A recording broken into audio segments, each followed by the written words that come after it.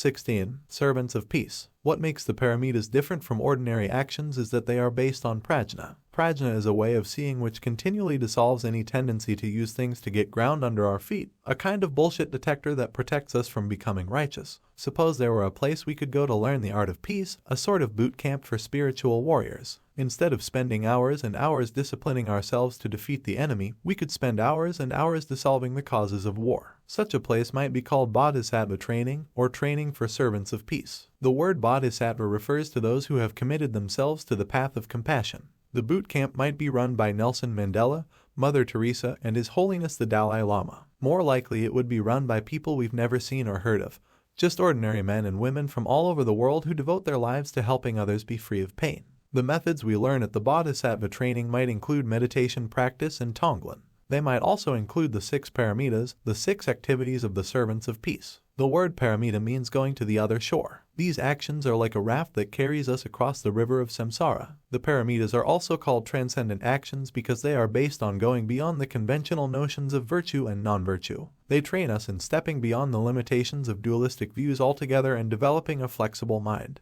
One of the main challenges of this camp would be to avoid becoming moralistic. With people coming from all nations, there would be many conflicting opinions about what was ethical and what was unethical, about what was helpful and what was not. Very soon we'd probably need to request the most tamed and awakened people there to lead a course on flexibility and humor. In his own way, Trungpa Rinpoche devised such a course for his students. He'd have us memorize certain chants, and a few months after most of us knew them, he'd change the wording. He'd teach us specific rituals and be extremely precise about how they should be done. Just about the time we began criticizing people who did them wrong, he'd teach the rituals in a completely different way. We would print up nice manuals with all the correct procedures, but usually they were outdated before they came off the press. After years of this sort of training, one begins to relax one's grip. If today the instruction is to put everything on the right, one does that as impeccably as one can.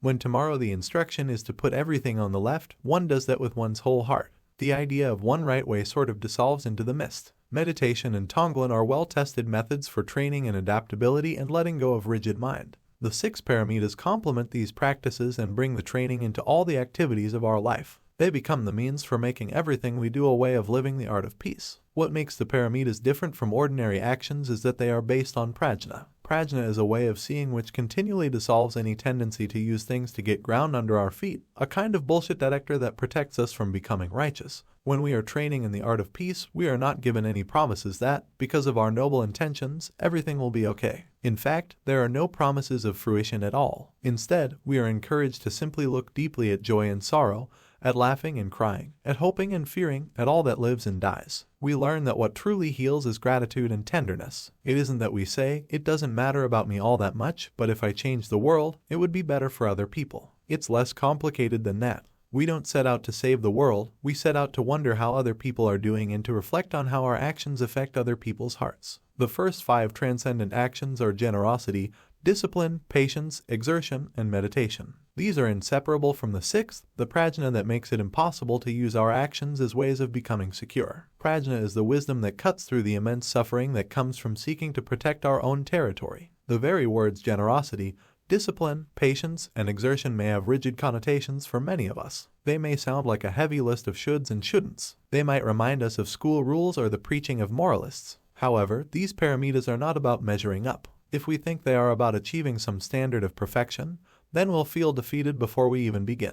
It is more accurate to express the paramitas as a journey of exploration, not as commandments carved in rock. The first paramita is generosity, the journey of learning how to give. When we feel inadequate and unworthy, we hoard things. We are so afraid of losing, afraid of feeling even more poverty-stricken than we do already. This stinginess is extremely sad. We could look into it and shed a tear that we grasp and cling so fearfully. This holding on causes us to suffer greatly. We wish for comfort, but instead we reinforce aversion, the sense of sin, and the feeling that we are a hopeless case. The causes of aggression and fear begin to dissolve by themselves when we move past the poverty of holding back. So the basic idea of generosity is to train in thinking bigger, to do ourselves the world's biggest favor and stop cultivating our own scheme. The more we experience fundamental richness, the more we can loosen our grip. This fundamental richness is available in each moment. The key is to relax to a cloud in the sky, relax to a tiny bird with gray wings, relax to the sound of the telephone ringing. We can see the simplicity in things as they are. We can smell things, taste things, feel emotions, and have memories. When we are able to be there without saying, I certainly agree with this, or I definitely don't agree with that, but just be here very directly, then we find fundamental richness everywhere. It is not ours or theirs, but is available always to everyone. In raindrops, in blood drops, in heartache and delight, this wealth is the nature of everything. It is like the sun in that it shines on everyone without discrimination. It is like a mirror in that it is willing to reflect anything without accepting or rejecting. The journey of generosity is one of connecting with this wealth, cherishing it so profoundly that we are willing to begin to give away whatever blocks it. We give away our dark glasses, our long coats, our hoods, and our disguises. In short, we open ourselves and let ourselves be touched. This is called building confidence in all-pervasive richness. At the everyday, ordinary level, we experience it as flexibility and warmth. When one takes a formal bodhisattva vow, one presents a gift to the teacher as a focal point of the ceremony. The guidelines are to give something that's precious, something one finds difficult to part with. I once spent an entire day with a friend who was trying to decide what to give. As soon as he thought of something, his attachment for it would become intense. After a while, he was a nervous wreck. Just the thought of losing even one of his favorite belongings was more than he could bear. Later I mentioned the episode to a visiting teacher, and he said perhaps it was the opportunity for that man to develop compassion for himself and for all others caught in the misery of craving, for all others who just can't let go. Giving material goods can help people. If food is needed and we can give it, we do that. If shelter is needed, or books or medicine are needed and we can give them, we do that. As best we can care for whoever needs our care. Nevertheless, the real transformation takes place when we let go of our attachment and give away what we think we can't. What we do on the outer level has the power to loosen up deep-rooted patterns of holding on to ourselves. To the degree that we can give like this, we can communicate this ability to others. This is called giving the gift of fearlessness. When we touch the simplicity and goodness of things and realize that fundamentally we are not stuck in the mud, then we can share that relief with other people. We can make this journey together. We share what we have learned about taking down sunshades and unlocking armor, about being fearless enough to remove our masks. We also can give the gift of Dharma. To the degree that we can, we give meditation instruction. We tell people about Tonglen. We introduce them to books and tapes, tell them of talks and practice sessions. We give people the tools for finding out for themselves what encourages us to loosen our grip, what encourages us to think bigger. To dissolve the causes of aggression takes discipline,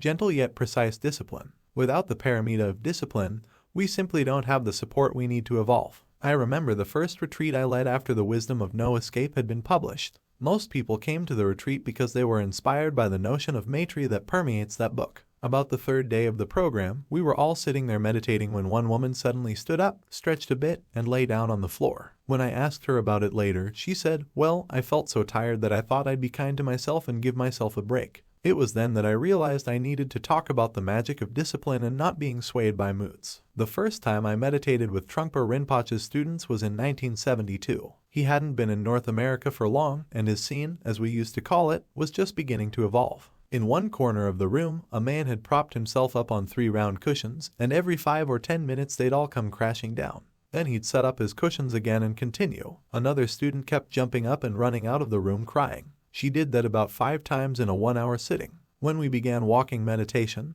there were as many different, eccentric styles as there were people. One person would bend deeply at the knee and sort of float upward on each step, someone else was walking backward. The whole thing was totally entertaining and totally distracting. Not long after that, Rinpoche slowly began to introduce a standard meditation room form, and things settled down considerably. What we discipline is not our badness or our wrongness. What we discipline is any form of potential escape from reality. In other words, discipline allows us to be right here and connect with the richness of the moment. What makes this discipline free from severity is prajna. It's not the same as being told not to enjoy anything pleasurable or to control ourselves at any cost. Instead, this journey of discipline provides the encouragement that allows us to let go. It's a sort of undoing process that supports us in going against the grain of our painful habitual patterns. At the outer level, we could think of discipline as a structure, like a 30-minute meditation period or a 2-hour class on the Dharma. Probably the best example is the meditation technique. We sit down in a certain position and are as faithful to the technique as possible. We simply put light attention on the out-breath over and over through mood swings, through memories, through dramas and boredom. This simple repetitive process is like inviting that basic richness into our lives. So we follow the instruction just as centuries of meditators have done before. Within this structure, we proceed with compassion. So on the inner level, the discipline is to return to gentleness, to honesty, to letting go. At the inner level, the discipline is to find the balance between not too tight and not too loose, between not too laid back and not too rigid. Discipline provides the support to slow down enough and be present enough so that we can live our lives without making a big mess. It provides the encouragement to step further into groundlessness. The power of the paramita of patience is that it is the antidote to anger, a way to learn to love and care for whatever we meet on the path. By patience, we do not mean enduring, grin and bear it. In any situation, instead of reacting suddenly, we could chew it, smell it, look at it, and open ourselves to seeing what's there. The opposite of patience is aggression, the desire to jump and move, to push against our lives, to try to fill up space. The journey of patience involves relaxing, opening to what's happening, experiencing a sense of wonder. A friend told me how, in her childhood, her grandmother, who was part Cherokee, took her and her brother on walks to see animals. Her grandmother said, "If you sit still, you'll see something. If you're very quiet, you'll hear something." She never used the word patience, but that is what they learned. One of the ways to practice patience is to do Tonglen. When we want to make a sudden move, when we start to speed through life, when we feel we must have resolution, when someone yells at us and we feel insulted, we want to yell back or get even. We want to put out our poison. Instead, we can connect with basic human restlessness, basic human aggression, by practicing Tonglen for all beings. Then we can send out a sense of space, which further slows things down. Sitting there, standing there, we can allow the space for the usual habitual thing not to happen. Our words and actions might be quite different because we allowed ourselves time to touch and taste and see the situation first. Like the other paramitas, exertion has a journey quality, a process quality. When we begin to practice exertion, we see that sometimes we can do it and sometimes we can't. The question becomes, how do we connect with inspiration? How do we connect with the spark and joy that's available in every moment? Exertion is not like pushing ourselves. It's not a project to complete or a race we have to win. It's like waking up on a cold, snowy day in a mountain cabin ready to go for a walk but knowing that first you have to get out of bed and make a fire. You'd rather stay in that cozy bed, but you jump out and make the fire because the brightness of the day in front of you is bigger than staying in bed. The more we connect with a bigger perspective, the more we connect with energetic joy. Exertion is touching into our appetite for enlightenment. It allows us to act, to give, to work appreciatively with whatever comes our way. If we really knew how unhappy it was making this whole planet that we all try to avoid pain and seek pleasure, how that was making us so miserable and cutting us off from our basic heart and our basic intelligence, then we would practice meditation as if our hair were on fire. We would practice as if a big snake had just landed in our lap. There wouldn't be any question of thinking we had a lot of time and we could do this later. Because of prajna, these actions become the means of shedding our defenses. Every time we give, every time we practice discipline, patience, or exertion, it's like putting down a heavy burden. The paramita of meditation allows us to continue this journey. It is the basis for an enlightened society that is not based on winning and losing, loss and gain. When we sit down to meditate, we can connect with something unconditional, a state of mind, a basic environment that does not grasp or reject anything. Meditation is probably the only activity that doesn't add anything to the picture. Everything is allowed to come and go without further embellishment. Meditation is a totally nonviolent, non-aggressive occupation. Not filling the space, allowing for the possibility of connecting with unconditional openness, this provides the basis for real change. You might say this is setting ourselves a task that is almost impossible. Maybe that is true. But on the other hand, the more we sit with this impossibility, the more we find it's always possible after all. When we cling to thoughts and memories, we are clinging to what cannot be grasped. When we touch these phantoms and let them go, we may discover a space, a break in the chatter, a glimpse of open sky. This is our birthright, the wisdom with which we were born, the vast unfolding display of primordial richness, primordial openness, primordial wisdom itself. All that is necessary then is to rest undistractedly in the immediate present, in this very instant in time. And if we become drawn away by thoughts, by longings, by hopes and fears, again and again we can return to this present moment. We are here. We are carried off as if by the wind, and as if by the wind, we are brought back. When one thought has ended and another has not begun,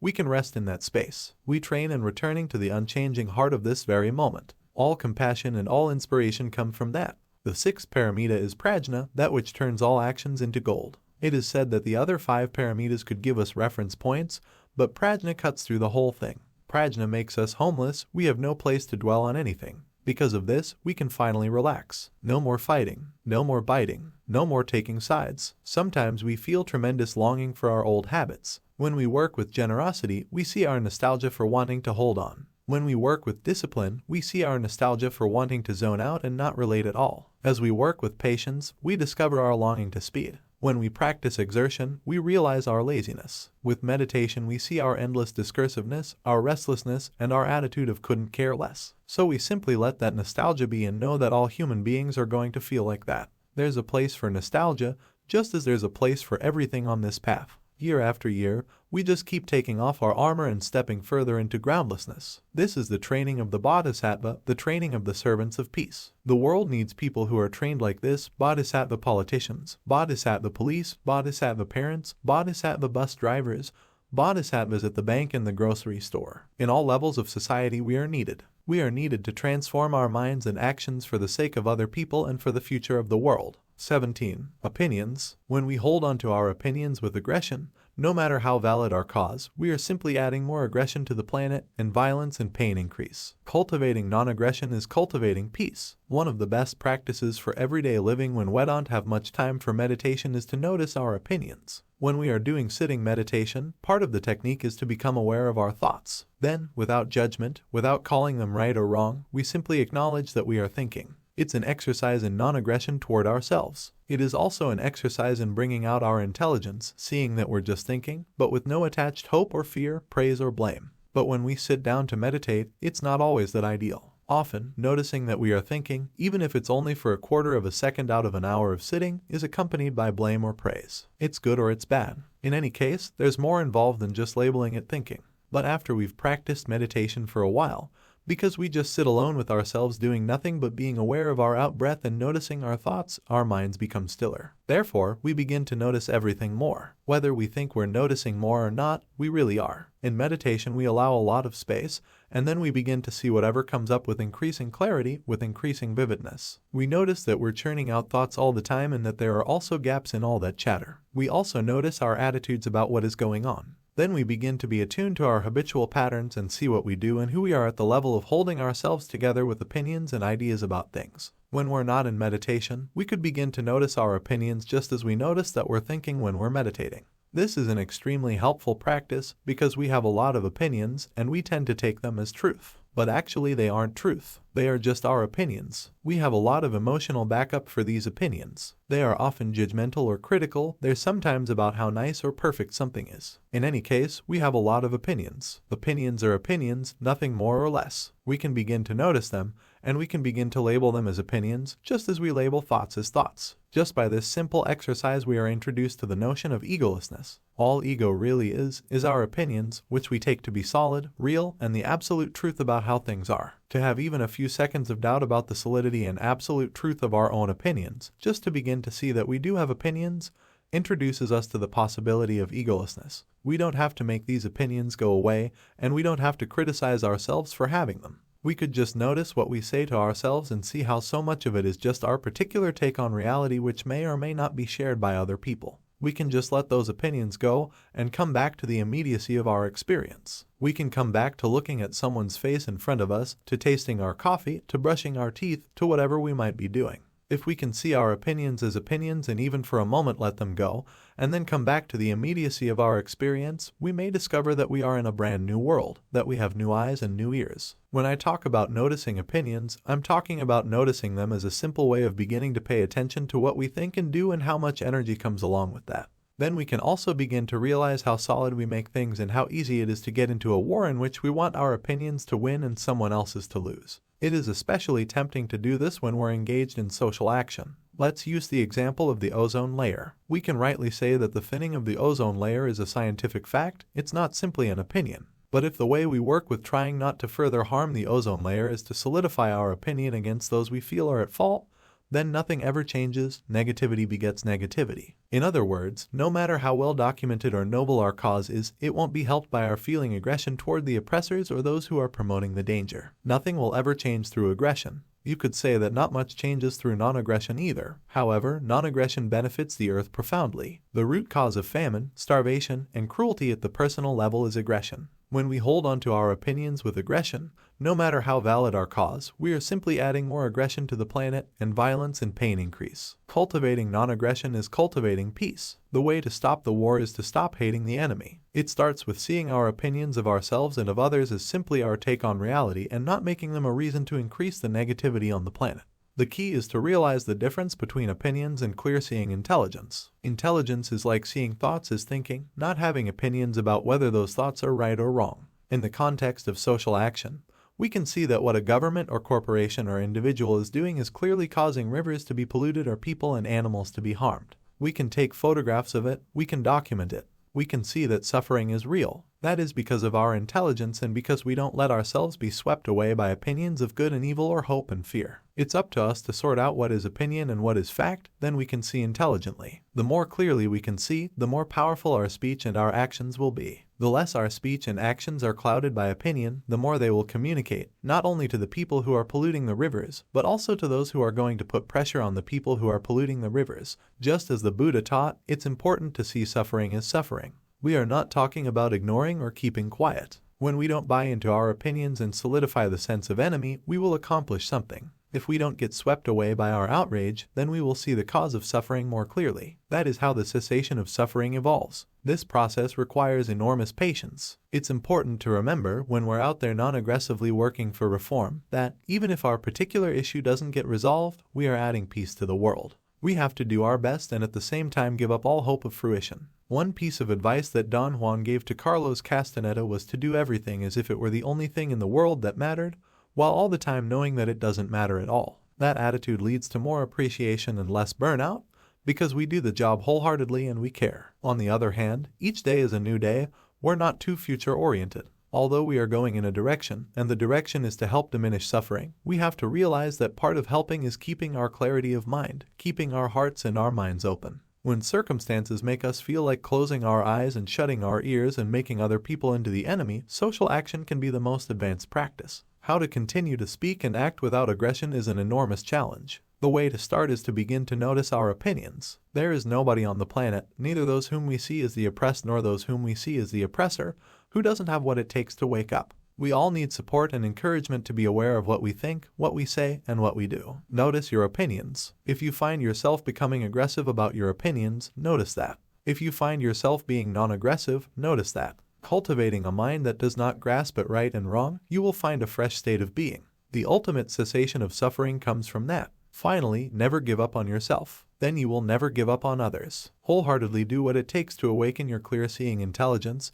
but one day at a time, one moment at a time. If we live that way, we will benefit this earth. 18. Secret oral instructions. In that awkward, ambiguous moment is our own wisdom mind. Right there in the uncertainty of everyday chaos is our own wisdom mind. Sometimes late at night or on a long walk with a friend, we find ourselves discussing our ideas about how to live and how to act and what is important in life. If we're studying Buddhism and practicing meditation, we might talk of no self and emptiness, of patience and generosity, of loving kindness and compassion. We might have just read something or heard some teachings that turned our usual way of seeing things upside down. We feel that we've just reconnected with a truth we've always known and that if we could just learn more about it, our life would be delightful and rich. We tell our friends of our longing to shed the huge burden we feel we've always carried. We suddenly are excited and feel it's possible. We tell our friend of our inspiration and how it opens up our life. It is possible, we say, to enjoy the very same things that usually get us down. We can delight in our job, delight in riding the subway, delight in shoveling snow and paying bills and washing dishes. You may have noticed, however, that there is frequently an irritating, if not depressing, discrepancy between our ideas and good intentions and how we act when we are confronted with the nitty-gritty details of real-life situations. One afternoon I was riding a bus in San Francisco, reading a very touching article on human suffering and helping others. The idea of being generous and extending myself to those in need became so poignant that I started to cry. People were looking at me as the tears ran down my cheeks. I felt a great tenderness toward everyone, and a commitment to benefit others arose in me. As soon as I got home, feeling pretty exhausted after working all day, the phone rang, and it was someone asking if I could please help her out by taking her position as a meditation leader that night. I said, "No, sorry, I need to rest," and hung up. It's not a matter of the right choice or the wrong choice, but simply that we are often presented with a dilemma about bringing together the inspiration of the teachings with what they mean to us on the spot. There is a perplexing tension between our aspirations and the reality of feeling tired, hungry, stressed out, afraid, bored, angry, or whatever we experience in any given moment of our life.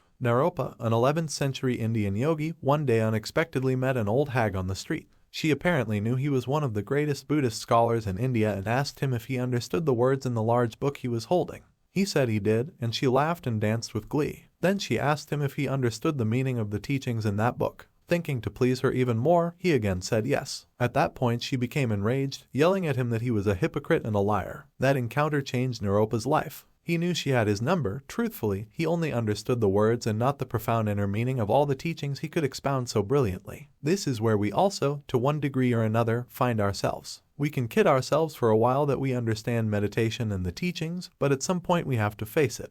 None of what we've learned seems very relevant when our lover leaves us, when our child has a tantrum in the supermarket, when we're insulted by our colleague. How do we work with our resentment when our boss walks into the room and yells at us? How do we reconcile that frustration and humiliation with our longing to be open and compassionate and not to harm ourselves or others? How do we mix our intention to be alert and gentle in meditation with the reality that we sit down and immediately fall asleep? What about when we sit down and spend the entire time thinking about how we crave someone or something we saw on the way to the meditation hall? Or we sit down and squirm the whole morning because our knees hurt and our back hurts and we're bored and fed up. Instead of calm, wakeful, and egoless, we find ourselves getting more edgy, irritable, and solid. This is an interesting place to find oneself. For the practitioner, this is an exceedingly important place. When Naropa, seeking the meaning behind the words, set out to find a teacher, he continually found himself in this position of being squeezed. Intellectually, he knew all about compassion, but when he came upon a filthy, lice-infested dog, he looked away. In the same vein, he knew all about non-attachment and not judging, but when his teacher asked him to do something he disapproved of,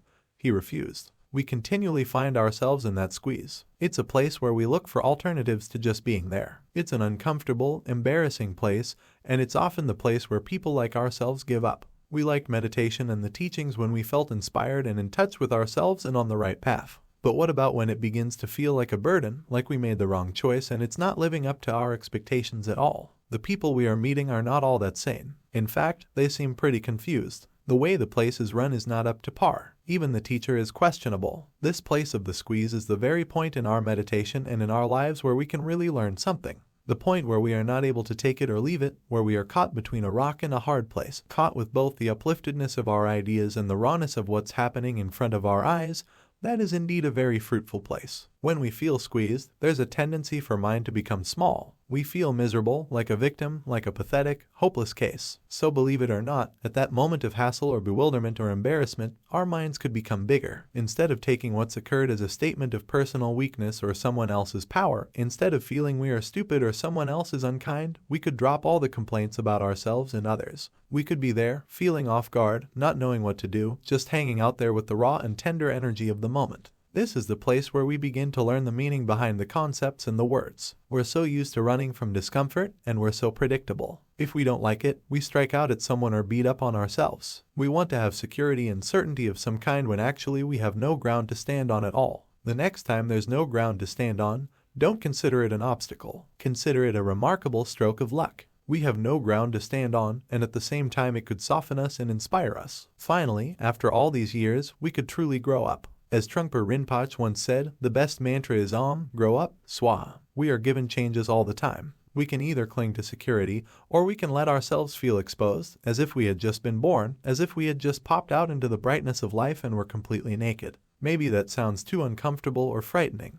But on the other hand, it's our chance to realize that this mundane world is all there is, and we could see it with new eyes and at long last wake up from our ancient sleep of preconceptions. The truth, said an ancient Chinese master, is neither like this nor like that. It is like a dog yearning over a bowl of burning oil. He can't leave it because it is too desirable, and he can't lick it because it is too hot. So how do we relate to that squeeze? Somehow, someone finally needs to encourage us to be inquisitive about this unknown territory and about the unanswerable question of what's going to happen next. The state of nowness is available in that moment of squeeze. In that awkward, ambiguous moment is our own wisdom mind. Right there in the uncertainty of everyday chaos is our own wisdom mind. We need encouragement to experiment and try this kind of thing. It's quite daring, and maybe we feel we aren't up to it. But that's the point. Right there in that inadequate, restless feeling is our wisdom mind. We can simply experiment. There's absolutely nothing to lose. We could experiment with not getting tossed around by right and wrong and with learning to relax with groundlessness. When I was a child, I had a picture book called Lives of the Saints. It was filled with stories of men and women who had never had an angry or mean thought and had never hurt a fly. I found the book totally useless as a guide for how we humans were supposed to live a good life. For me, the life of Milerpa is a lot more instructive. Over the years, as I read and reread Milerpa's story,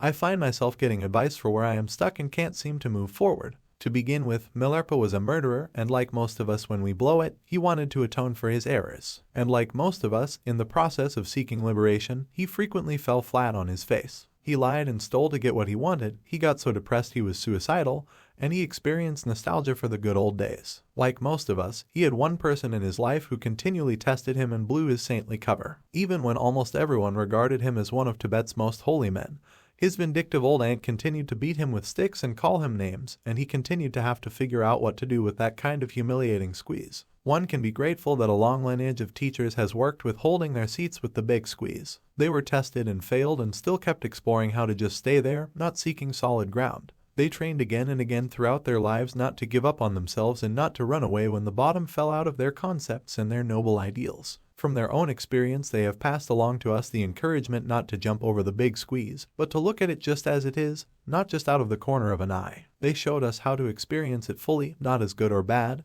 but simply as unconditioned and ordinary. This is the kind of instruction that Naropa received from his teacher Talopa as he set out to find the profound meaning of all that occurs on the path. May we be as brave as he was in trying to find out what it means. 19. 3 methods for working with chaos. The main point of these methods is to dissolve the dualistic struggle, our habitual tendency to struggle against what's happening to us or in us. These methods instruct us to move toward difficulties rather than backing away. We don't get this kind of encouragement very often. The practice to liberate ourselves from a burden, the burden of a narrow perspective caused by craving, aggression, ignorance, and fear. We're burdened by the people with whom we live, by ongoing daily situations, and most of all by our own personalities. Through practice, we realize that we don't have to obscure the joy and openness that is present in every moment of our existence. We can awaken to basic goodness, our birthright. When we are able to do this, we no longer feel burdened by depression, worry, or resentment. Life feels spacious, like the sky and the sea. There's room to relax and breathe and swim, to swim so far out that we no longer have the reference point of the shore. How do we work with a sense of burden?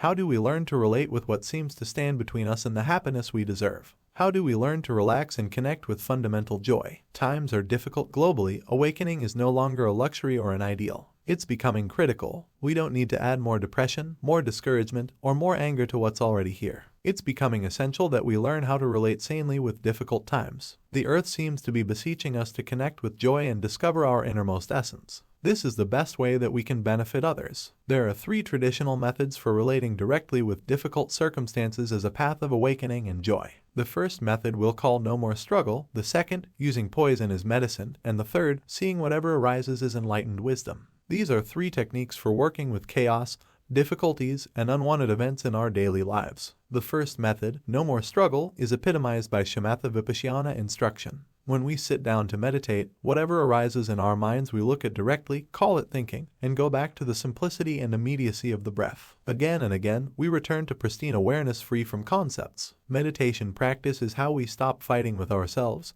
how we stop struggling with circumstances, emotions, or moods. This basic instruction is a tool that we can use to train in our practice and in our lives. Whatever arises, we can look at it with a non-judgmental attitude. This instruction applies to working with unpleasantness in its myriad guises. Whatever or whoever arises, train again and again in looking at it and seeing it for what it is without calling it names, without hurling rocks, without averting your eyes. Let all those stories go. The innermost essence of mind is without bias. Things arise and things dissolve forever and ever. That's just the way it is. This is the primary method for working with painful situations, global pain, domestic pain, any pain at all. We can stop struggling with what occurs and see its true face without calling it the enemy. It helps to remember that our practice is not about accomplishing anything, not about winning or losing, but about ceasing to struggle and relaxing as it is. That is what we are doing when we sit down to meditate. That attitude spreads into the rest of our lives. It's like inviting what scares us to introduce itself and hang around for a while. As Milerpa sang to the monsters he found in his cave, "It is wonderful you demons came today. You must come again tomorrow." From time to time, we should converse. We start by working with the monsters in our mind.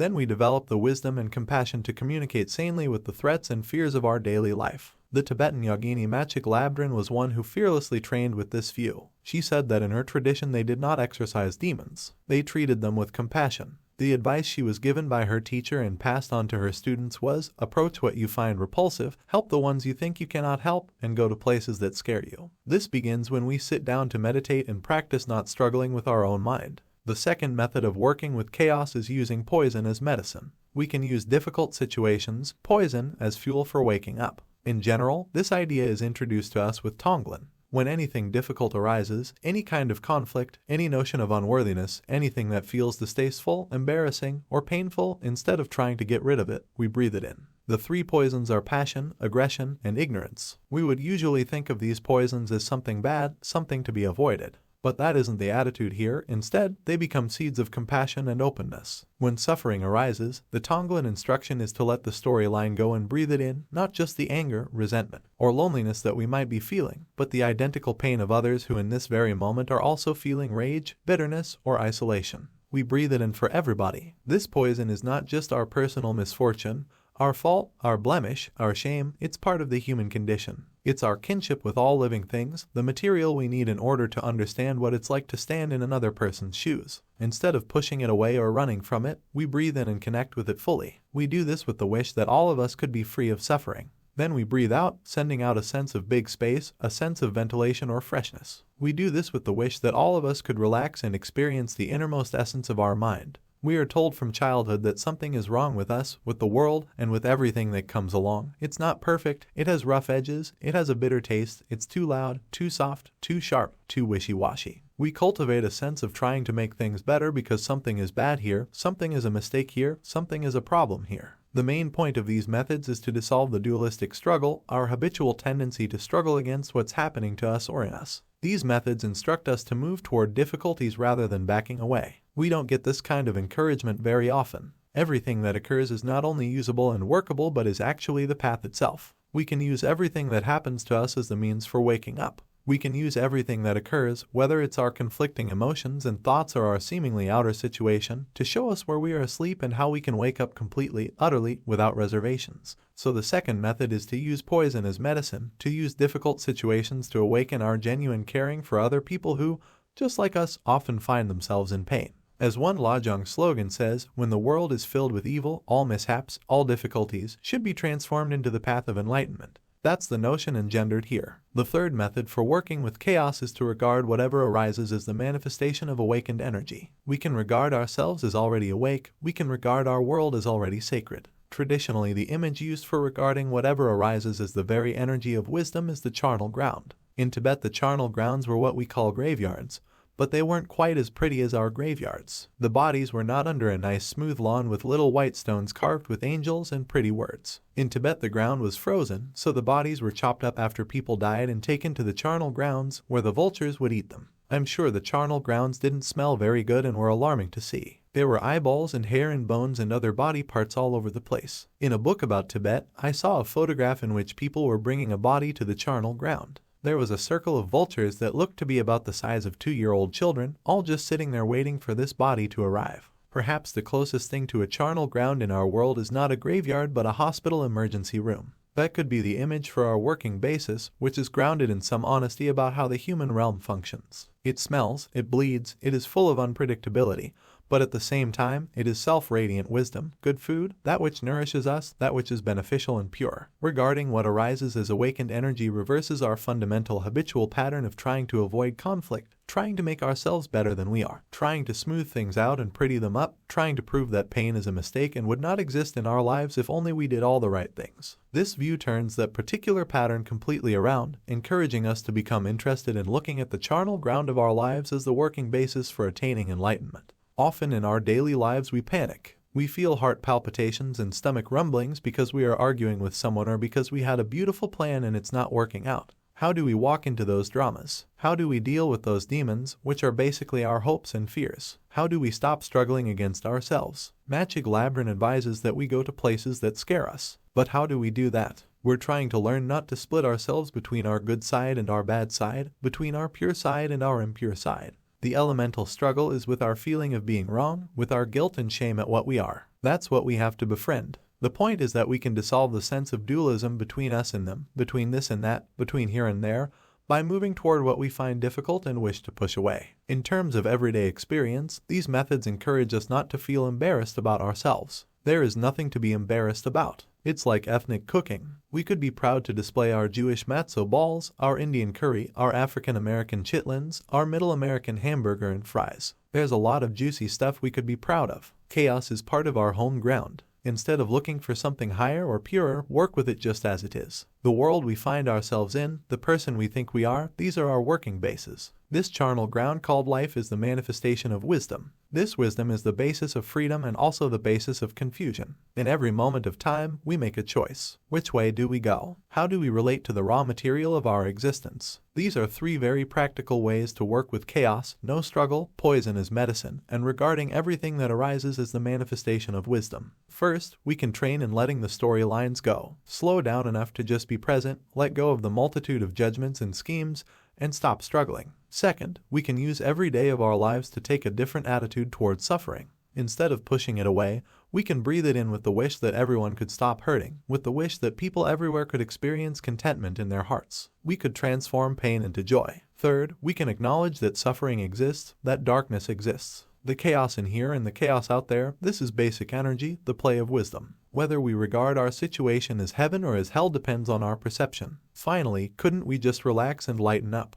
When we wake up in the morning, we can dedicate our day to learning how to do this. We can cultivate a sense of humor and practice giving ourselves a break. Every time we sit down to meditate, we can think of it as training to lighten up, to have a sense of humor, to relax. As one student said, lower your standards and relax as it is. 20. The trick of choicelessness. We don't experience the world fully unless we are willing to give everything away. Samaya means not holding anything back, not preparing our escape route, not looking for alternatives, not thinking that there is ample time to do things later. The teachings of Buddhism are directed at people who don't have a lot of time to waste. That includes all of us, whether we're aware of it or not. From the point of view of the teachings, thinking that we have ample time to do things later is the greatest myth, the greatest hang-up, and the greatest poison. That, along with our continual, deep-seated tendency to try to get away from what we are doing, clouds our perceptions and our thinking. If we knew that tonight we were going to go blind, we would take a longing, last real look at every blade of grass, every cloud formation, every speck of dust, every rainbow, raindrop, everything.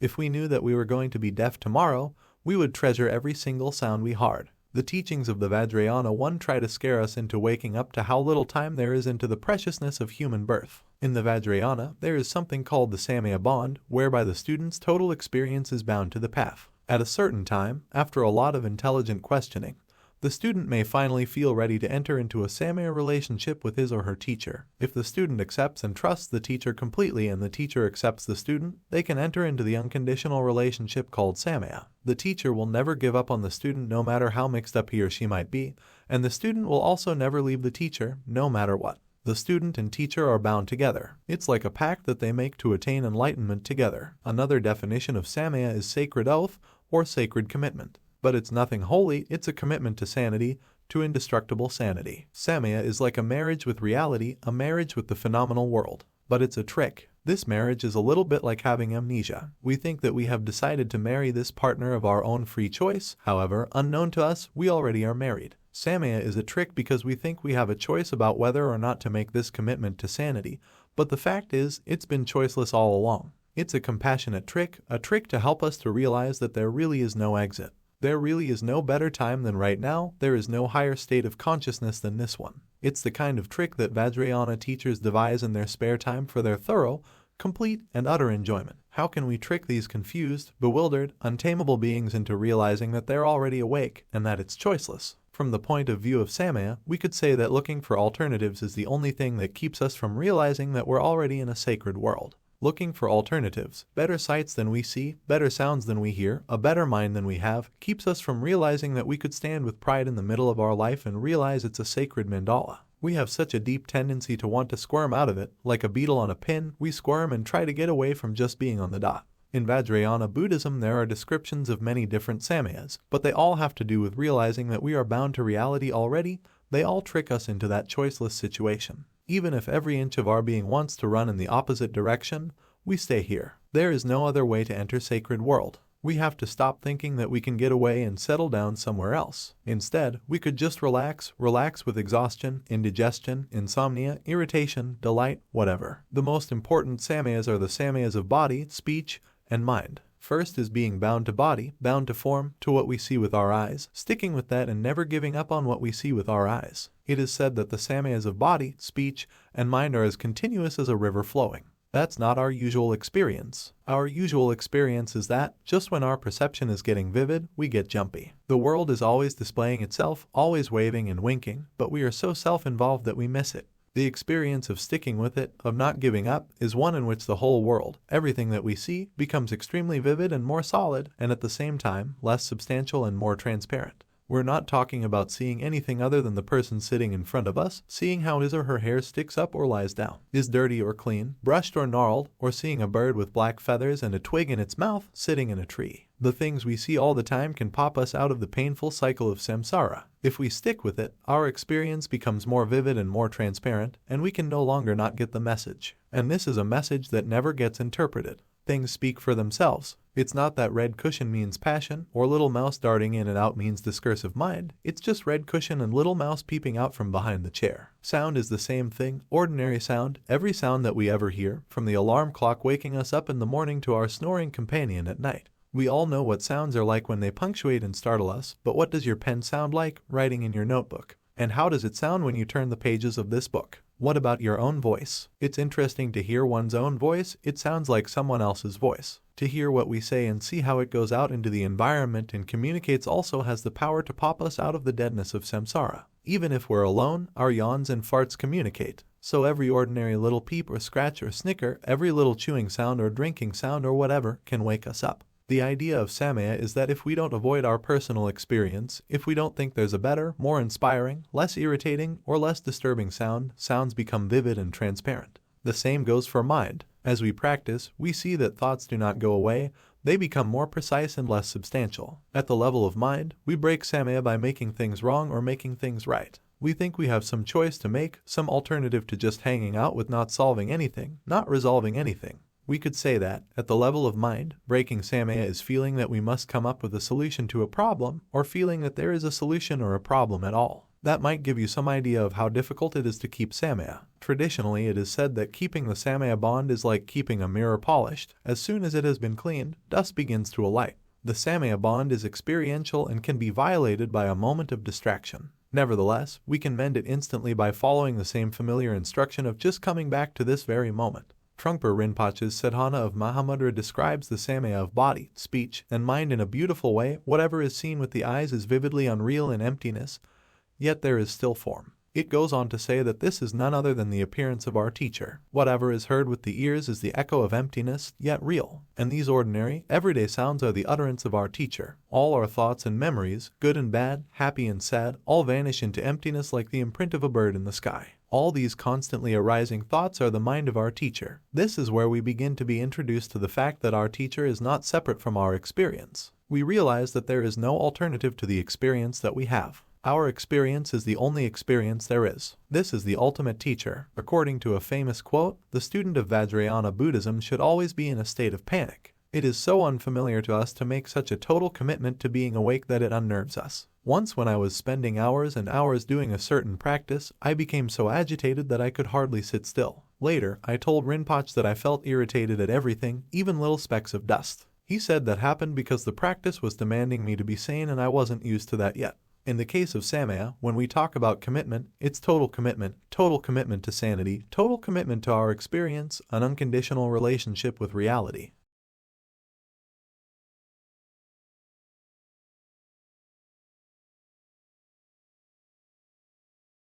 We think we'd be delighted to have an unconditional relationship, but that's only as long as it's on our own terms. Anyone who has been married or in a long-term relationship knows that challenges present themselves. The challenges are to give in, to surrender our way of doing things, and not to split when we feel threatened. Basically, the challenge is to be genuine, to feel our pounding heart or shaking knees or whatever it is, and stick with it. In a nutshell, very few of us ever allow ourselves to be in a situation that doesn't have at least a teensy-weensy little exit, a place where we can get out if we have to. In the 60s in New Mexico, I used to go to sweat lodges. I would insist on sitting by the door because if I was anywhere but by the door, I couldn't get out. It would get hotter and hotter and hotter in there, and the steam would fill the space, and I was sure I was going to die. But if I could sit by the door and know that I could leave, then I could make it through. Of course, if I sat away from the door, I had to make it through, but I would be so freaked out the whole time that it wasn't much fun. Well, with Samaya, we do not get to sit by the door. It's the ultimate trick. It's the only way we finally experience our experience. It's our only entrance into the self-existing sacredness of the world. Before we feel ready for this kind of demand, we make a journey. We start with our confusion and our wildness, and we begin to let meditation and the teachings tame us. We take what we hear to heart, and we do our best to put it into practice in our everyday life. This sincere effort begins to calm us down. It isn't that suddenly we become perfect and sit far away from the door. It's more that through years and years of gentle training and honest, intelligent inquiry, we begin to trust our basic wisdom mind. We find that we have an essential wisdom, an essential good heart that is stronger and more fundamental than our unkindness and aggression. As we practice, we uncover that wisdom. It's like finding that the sky and the sun are always there and that it's the storms and clouds that come and go. Somehow, feeling that we are ready to have no exit just occurs by itself. Naropa's foremost student was a Tibetan named Marpa the translator. On one of his trips to India, Marpa had collected the traditional gold to give to the teacher. Now Marpa was not exactly a coward, and he was not exactly stingy. He was a very bold, gutsy kind of fellow. For instance, his friends and family tried to get someone to walk with him from Tibet to India, and he refused to have company, even though his health wasn't all that good and he was over 50 years old. So the story goes that Marpa made his final gift of gold to his teacher Naropa, but he kept a little back, just as we always do. And there was a reasonable explanation for this. He had to travel home, and he needed a little gold, just a little. But Naropa said, "Do you think you can buy me with your deception?" So Marpa gave him all of it. Naropa threw the gold up into the air and said, "The whole world is gold to me." At that point, Marpa realized the nature of reality more vividly than ever before. We don't experience the world fully unless we are willing to give everything away. Samaya means not holding anything back, not preparing our escape route, not looking for alternatives, not thinking that there is ample time to do things later. In some sense, the whole Samaya relationship, whether it's with the phenomenal world as absolute teacher or with an individual person, is about softening us up. It softens us up so that we can't deceive ourselves, so that we can't be deaf, dumb, and blind, so that we always get the message. The Samaya relationship with a Vajrayana teacher is meant to help us. It's meant to introduce us to the fact that if we could have an unconditional relationship with even one person, we could have an unconditional relationship with the world. Up to that point, we think that we can get away, that we can squirm out of it. But in this particular relationship, we make a commitment to hang in there no matter what happens. Marpa's principal student was Milarepa, and initially their relationship was a tough one. Milarepa had no doubt that Marpa was his teacher and that Marpa could lead him to enlightenment. Therefore, Milarepa told him, "I commit myself to you totally with body, speech, and mind. Please help me to realize my true nature." Then the challenges began. Milarepa had accumulated a lot of karmic baggage. In particular, he had killed a lot of people and caused a lot of pain. In order for him to put down that load, he had to undergo many trials. Marpa kept making him build towers. When they were almost complete, he would yell at Milarepa to tear them down. Milarepa suffered much in his early years with Marpa. He couldn't get any teachings, and he was continually insulted, and he built towers until his hands and back were one big sore. Nevertheless, Milarepa never doubted Marpa's motivation, and in truth, although he rarely displayed it, Marpa loved Milarepa with his whole heart and wanted only to help him wake up fully. Each time Milarepa surrendered to the situation,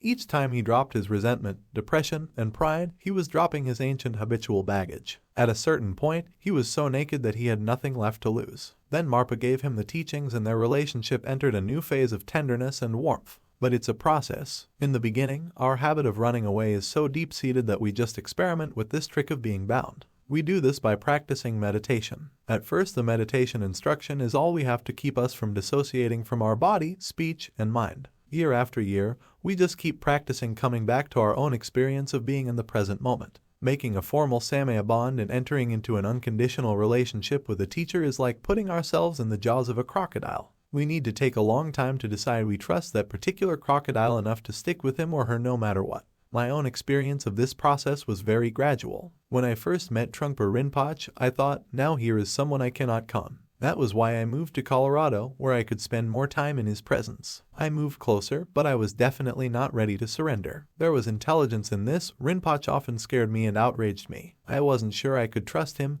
and most important, I wasn't sure I loved him. In fact, I remember a whole retreat during which I would look at his picture and cry because I couldn't feel what I thought was proper devotion. At the same time, I kept moving closer. He was the only person I could talk to about where I felt stuck and where I felt open. He was the only person who could cut through all my trips. Every so often he'd suddenly speak to me, maybe in a crowd, maybe during a business meeting, always when I least expected it. He'd ask me a question or make a comment that would totally stop my mind. Long after I became his student, and long after I began Vajrayana practice, long after practitioners usually take the formal Samaya vow with their teacher, I finally knew without any doubt that I could trust him with my life, no matter what he said or did. He was my link with sacred world. Without him I wouldn't have a clue as to what that meant. It simply evolved that as I followed his teachings and woke up further, I finally realized his limitless kindness and experienced the vastness of his mind. At that point, the only place I wanted to be was in the jaws of the crocodile. When I say that Samaya is a trick, I mean that it tricks us into realizing that our relationship with the phenomenal world has always been choiceless. We don't really have a choice. The choice that we think we have is called ego. This choice that we think we have is what's keeping us from realizing that we're in sacred world. This choice that we think we have is like blinders,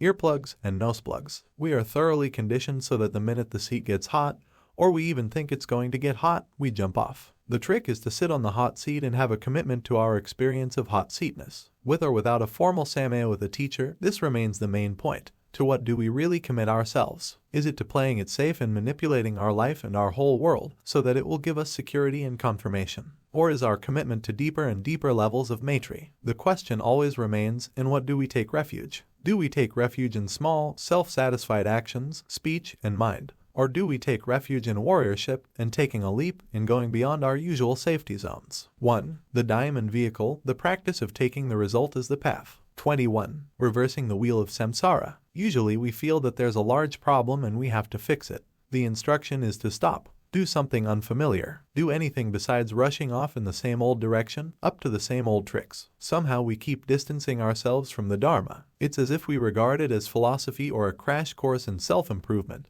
And no matter how often we are encouraged to make meditation and the teachings relevant to our emotional life, we continue to forget to apply it when we get stuck. When we are angry with someone or broken-hearted, when we want to get even or commit suicide, at times like these we don't seem to think meditation or the teachings quite cut the mustard. They don't quite speak to the realness of the situation. Many people say that meditation is not enough, that we need therapy and support groups to deal with our most stuck patterns. They feel strongly that the Dharma doesn't quite penetrate our confusion deeply enough. I often suggest therapy for a student. I see it as a specific skillful means that for some people is extremely helpful. For some of us, working closely with a non-judgmental therapist allows us to overcome our fears and finally develop loving kindness for ourselves. At the same time, I know that not only is the Dharma more revolutionary, but also that for many of us, the Dharma itself supplies the tools and support we need to find our own beauty, our own insight, our own ability to work with neurosis and pain. One of the tricks seems to be having enough faith in the Dharma to bring it right into our nightmares, not as an unusable theory that distances us from our major issues or something we're meant to measure up to,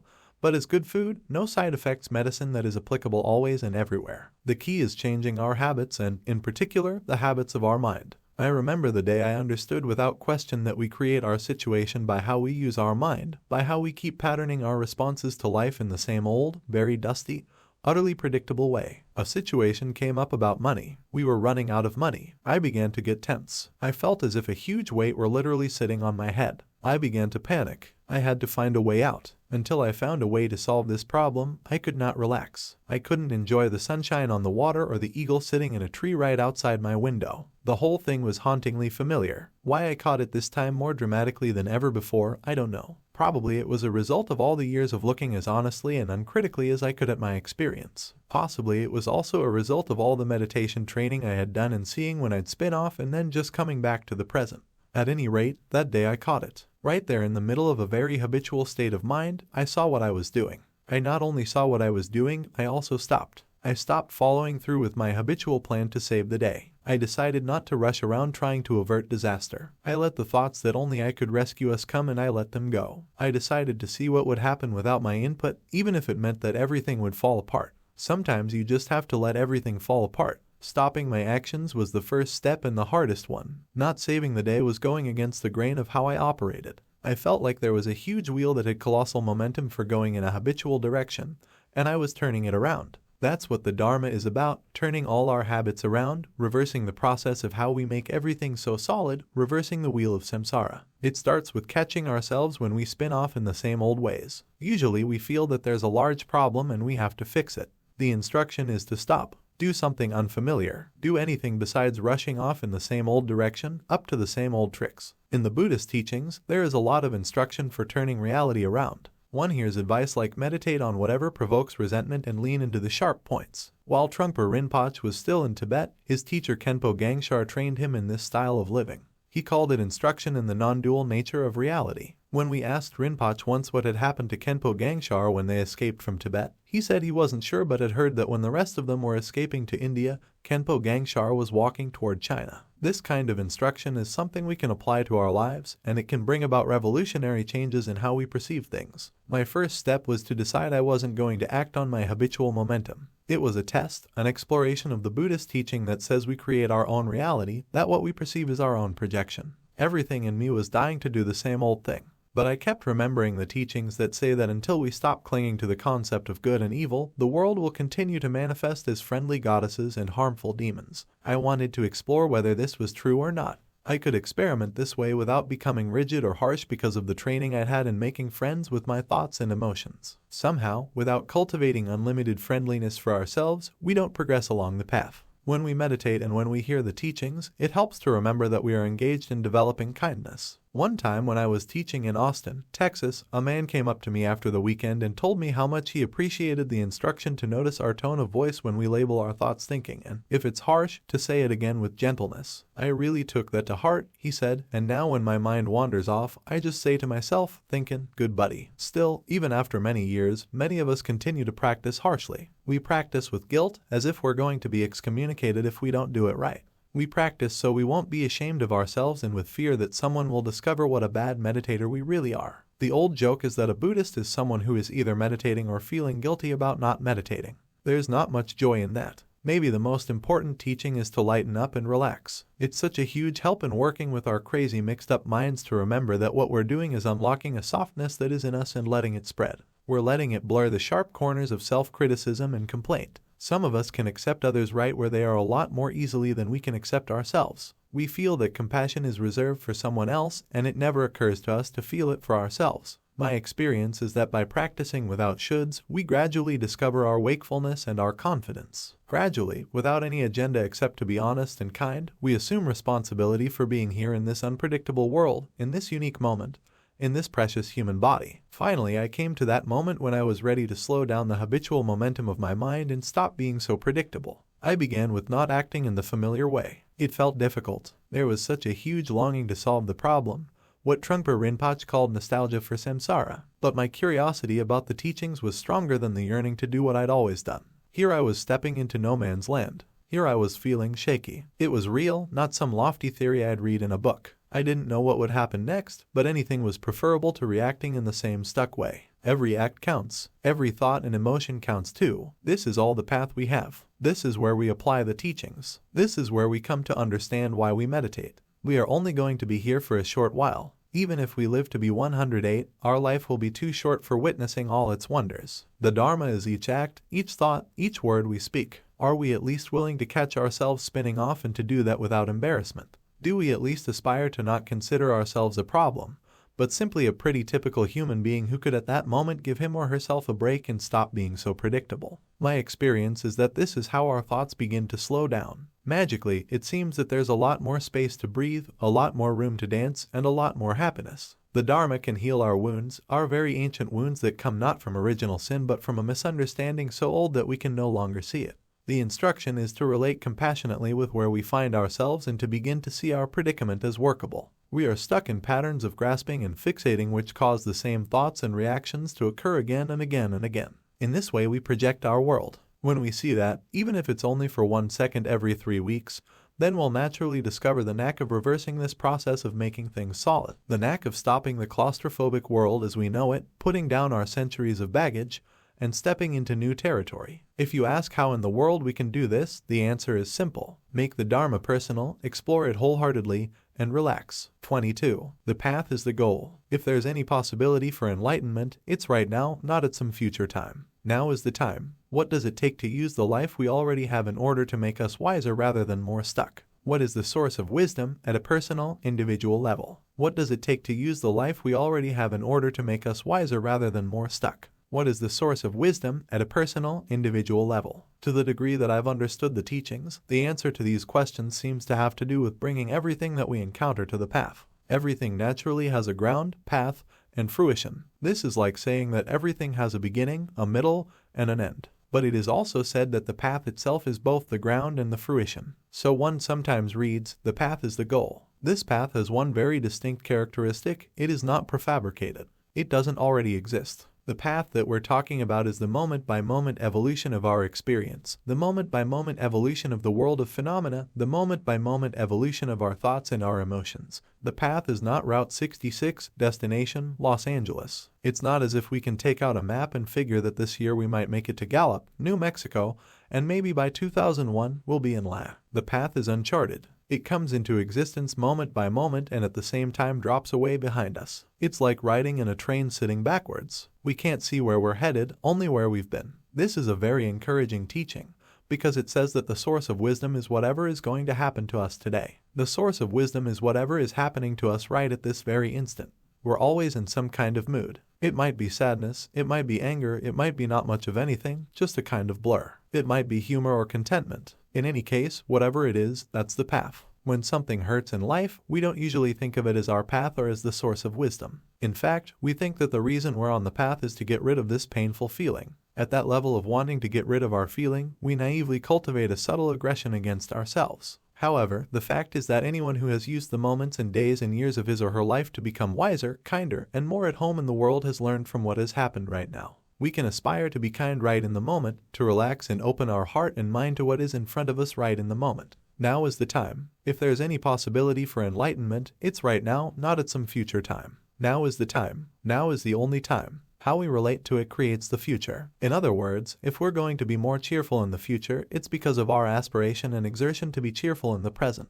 What we do accumulates. The future is the result of what we do right now. When we find ourselves in a mess, we don't have to feel guilty about it. Instead, we could reflect on the fact that how we relate to this mess will be sowing the seeds of how we will relate to whatever happens next. We can make ourselves miserable or we can make ourselves strong. The amount of effort is the same. Right now we are creating our state of mind for tomorrow, not to mention this afternoon, next week, next year, and all the years of our lives. Sometimes we meet someone who seems to have a great sense of well-being, and we wonder how that person got that way. We would like to be that way. That well-being is often a result of having been brave enough to be fully alive and awake to every moment of life, including all the lack of cheer, all the dark times, all the times when the clouds cover the sun. Through our own good spirit, we can be willing to relate directly with what's happening, with precision and gentleness. That's what creates fundamental cheerfulness, fundamental relaxation. When we realize that the path is the goal, there's a sense of workability. Trungpa Rinpoche said, whatever occurs in the confused mind is regarded as the path. Everything is workable. It is a fearless proclamation,